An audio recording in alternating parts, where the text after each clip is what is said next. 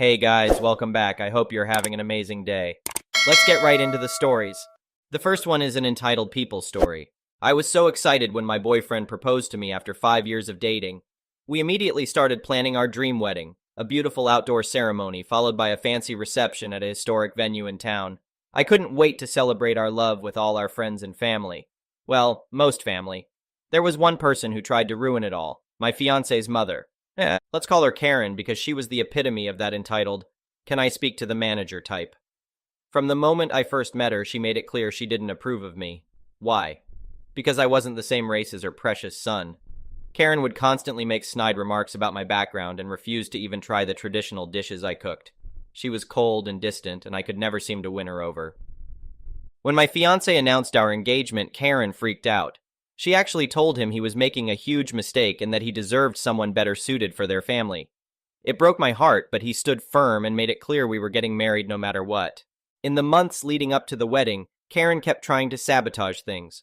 She would call vendors and try to cancel arrangements, saying the groom's mother didn't approve. She'd take over guest list planning and conveniently leave off anyone from my side of the family. At one point, she even called the venue and told them the wedding was canceled. I finally had enough one day when I overheard Karen telling my fiancé that she would refuse to attend the embarrassment of a wedding. I was done playing nice. This was supposed to be the best day of my life, and she was trying to ruin it out of racism and pettiness. I drove over to Karen's house and banged on the door until she answered. As soon as she saw me standing there, she rolled her eyes. "What do you want?" she asked in an annoyed tone. "I want you to stop interfering with our wedding plans," I said angrily. "This is not just your son's big day. It's mine too, and I'm sick of you trying to ruin it." Karen scoffed.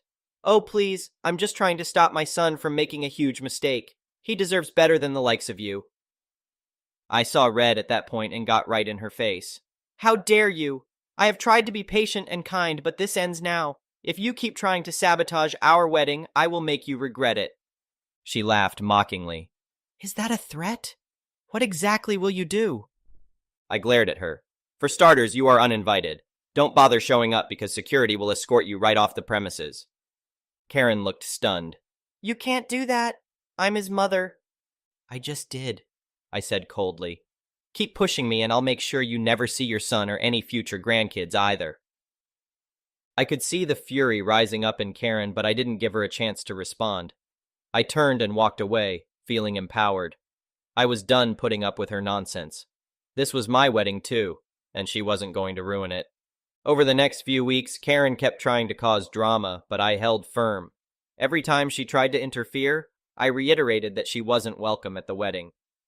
A few days before the big event, I even hired security to make sure she didn't try anything. The day finally arrived and everything looked absolutely perfect. All the people I loved most were there to celebrate our joy. Everything went off without a hitch until the reception. We were all eating dinner when I heard a commotion near the entrance. I looked over to see Karen arguing with the security guard. She was trying to force her way into the reception, making a huge scene, even as people stared and whispered. I immediately marched over, shaking with anger. "What are you doing here?" I shouted. "I told you weren't invited. You need to leave now." Karen haughtily replied, "I'm his mother and I have every right to be here. You can't keep me away from my son's wedding."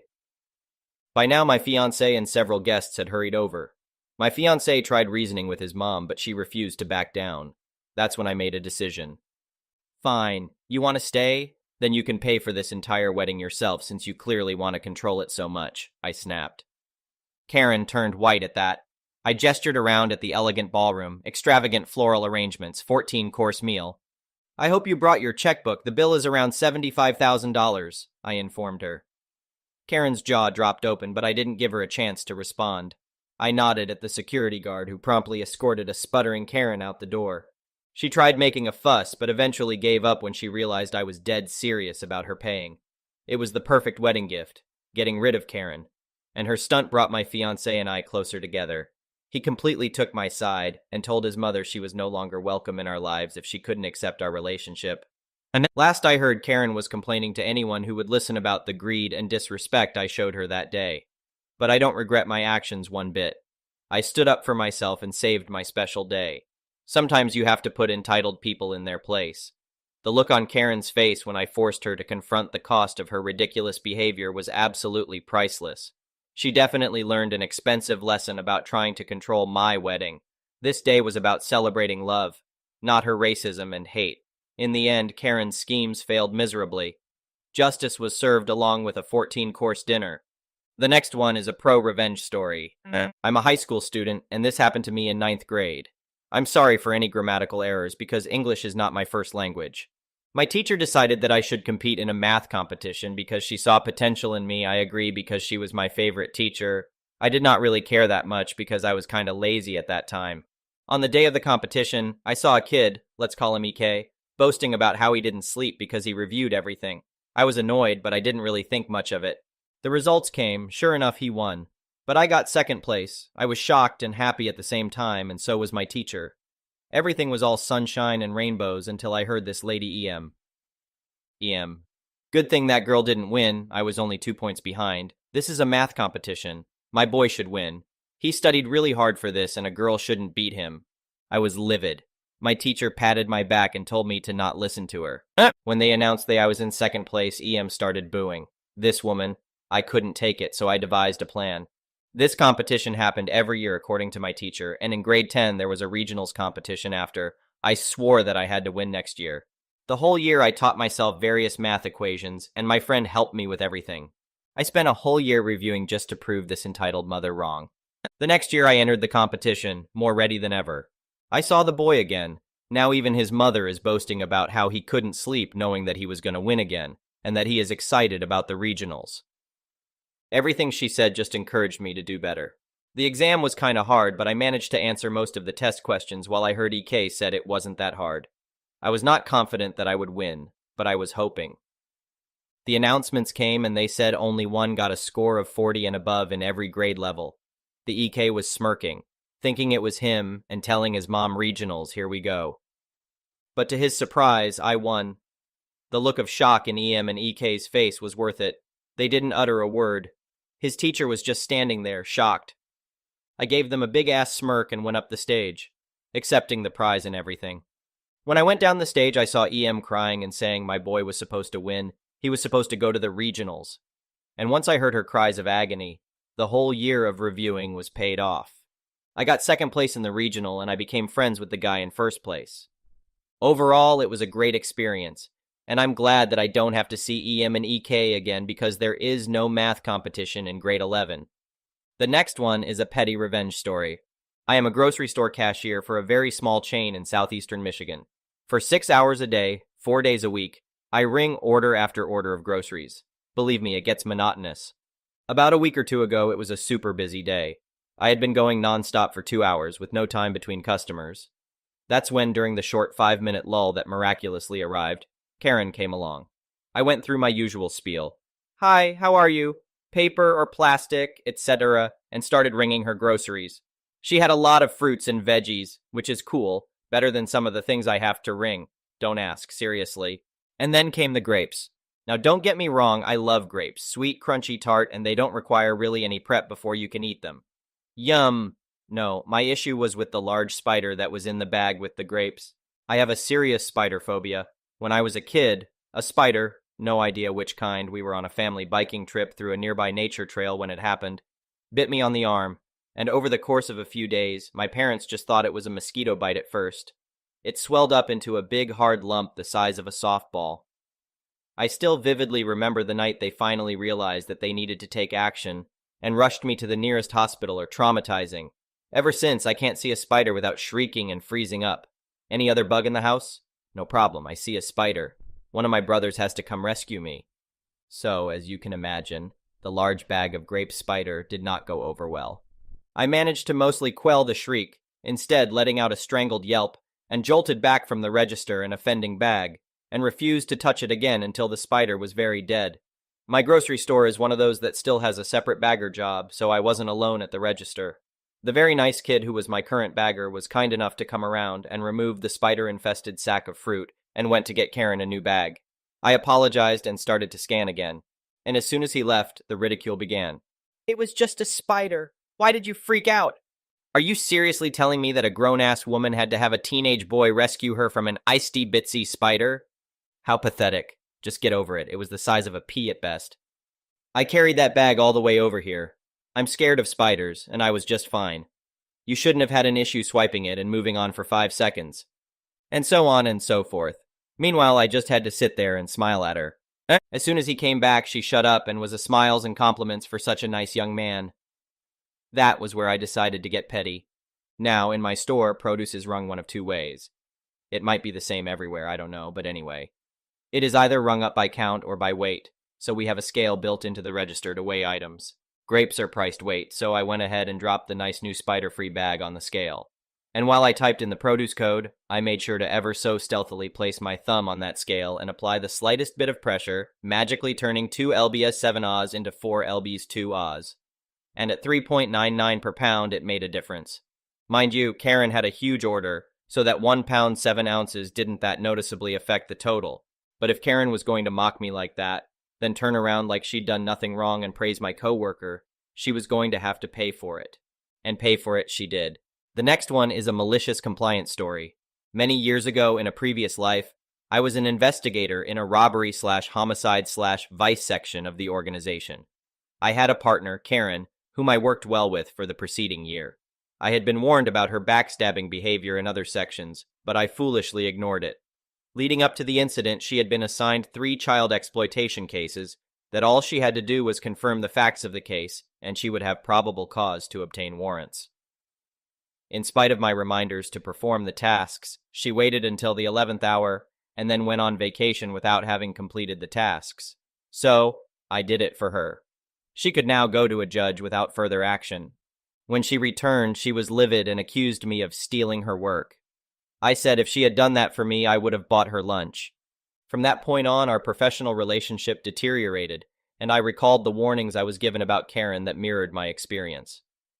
A couple of months later, our idiot supervisor mistakenly assigned Karen and I the same case.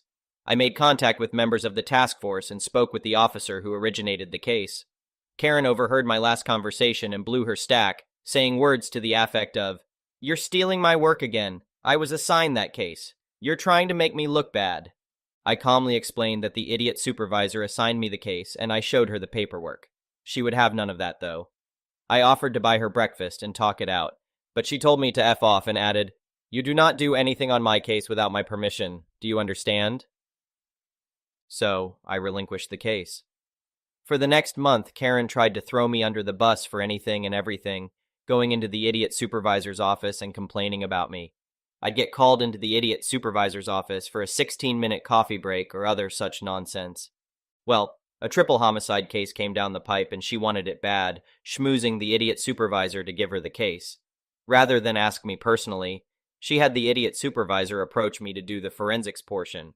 I told him that I was told not to do anything on her case without her permission, and I didn't want to get in trouble or upset her, so I was going to need permission for everything in writing before I did it. I needed permission to pack the forensic kit. Exactly how many paper bags, plastic bags, etc. How many markers, how many swabs. I would need her written permission to enter the crime scene. How many entry photos, what distance, how would I collect each piece of evidence, how would I label them. I told the idiot supervisor to make sure she understood that because I was not to do anything on her case without her permission. He scurried off and then returned a short time later and told me that she didn't want the case and that it was mine. The next one is an entitled people story. Just because I found the thought of it humorous, I'll be referring to my wife as wifey a lot from now on. Also, I know I seem like I'm posting too fast. But remember, this originally started around 10 days ago, and I've not wasted time in getting the divorce started. I also apologize for the length of this post as I could not keep it short. It really didn't take me long to find and hire a divorce lawyer. And she's mean. Yes, my lawyer is a woman, and she seems pretty good at her job. She asked me a couple of times if I was really sure I wanted to do this, but once I explained my full story to her and showed some evidence, she agreed with me when I said I wanted to start ASAP. So she got the ball rolling. Oh, this divorce is going to cost me, but I don't care. I'll rebuild my savings later as a free man. I didn't even want to rent the house I'm currently living in anyway. Wifey pushed for that. I'd have been happy staying in our old apartment we used to share until we could have actually afforded to buy a house together instead, but that's obviously never happening. I'll be paying a lot less for an apartment once we separate. Before coming home, Wifey spent some time at a cheap motel when she bailed her mother out of jail. and she even threatened to call police on me when I went to see her there. I changed the locks with my landlord's permission while wifey was still away, and sent her a text saying I'd done so. But I guess she'd not bothered to look since she never responded. So upon returning home, she ended up pounding on the door and screaming at me to let her in. I just watched her through the doorbell cam and let her keep it up for a while before she finally got on her phone to call me. I was already walking home from having had dinner with my best friend when she called, and I pointed out the text she'd not bothered to read. When I got home to let her in, she was puffy-cheeked, teary-eyed, and red with a bit of catbutt face. I had a new key ready for her, and told her if she gave a copy to her mother again, I'd be notifying our landlord, as they were already very angry she'd given her mother a key to begin with. Not sure what the landlord could have done, but it was enough to make wifey comply for the moment. Plus, I'm not going to be living here much longer anyway. My MIL still believes she did absolutely nothing wrong, and is playing victim to wifey every chance she gets. She's not allowed over anymore for obvious reasons, and I've been repeatedly called a monster by her and wifey. I've never been more glad that Emil has no friends, because then she'd be telling them all her convoluted version of the story to paint me as a villain. I just know it. She was told how much my key collection is roughly worth, and what kind of felony charges she could be facing. Though my collection was returned fully intact, so she may get the charges lessened. I'd like to hope she gets a decent punishment at least, but I'm not really counting on the system to throw the book at a manipulator like her. As I said in my previous post, wifey also paid her mother's bail and what she owed to the pawn shop with money out of our joint bank account, and then smugly told me that she wouldn't be putting the money back. Basically, that was a terrible power move, and her only way to try and put all the cost on me. I've since removed everything I had in that account, and stopped all future payments to it so she can't spend my money too. And I've changed my passwords to pretty much everything. Wifey flipped the hell out on me for it once she finally checked the account a couple days ago, because that meant that what she paid for meals, bail, and reimbursing the pawn shop was all in her money only, and now there was no more access to my funds to supplement her own with. I just ignored her tantrum and went into the home office to watch anime on my computer. She banged on the door for a while, demanding I talk to her. I just stayed quiet and put on headphones. Wifey has repeatedly demanded I drop all charges against her mother, and even said that if I really loved her, I would not only stop all this, I'd cover the cost too. When I kept refusing, she moved into the spare bedroom. She tried to kick me out of the master bedroom first, but I made it clear I'm not giving up the master bedroom when she's the one at fault. She tried to start taking my stuff out, but I just blocked her while pointing my finger at her face and said, "No," like I was talking to a dog. She ended up crying and saying I was demeaning her, but I didn't care.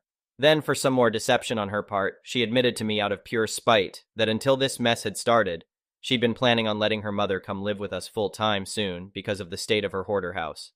She boasted that she was just going to move her in while I was at work. I told her we were supposed to be equal partners before this all happened, and I was sick of her unilateral decision-making, and as long as I'm paying 50% of the lease, her mother will not be living here. And if she tried, I'd throw all her mother's stuff out immediately. Wifey looked like she wanted to explode, and stormed off to have a drink and a loud phone call with her mother in the kitchen. I just started removing her stuff from the master bedroom, and left it in the other room for her. I've put a new lock on the door to the master bedroom too. I had wifey served at her job, which she said really embarrassed her in front of her colleagues, and she flipped out on me again once she got home. Apparently she didn't take my threats of divorce seriously until those papers were actually in her hands. She said I couldn't do this, but I told her I was done. She made it more than clear where she stands. I told her I learned a rather interesting phrase online. When people show you who they really are, believe them. And she's clearly shown me who she really is. And it's not the woman I fell in love with. That woman disappeared and got replaced with an entitled mommy's girl who refuses to act her age right after we got married, which makes it pretty obvious she did that intentionally. At this point, I don't think she ever loved me.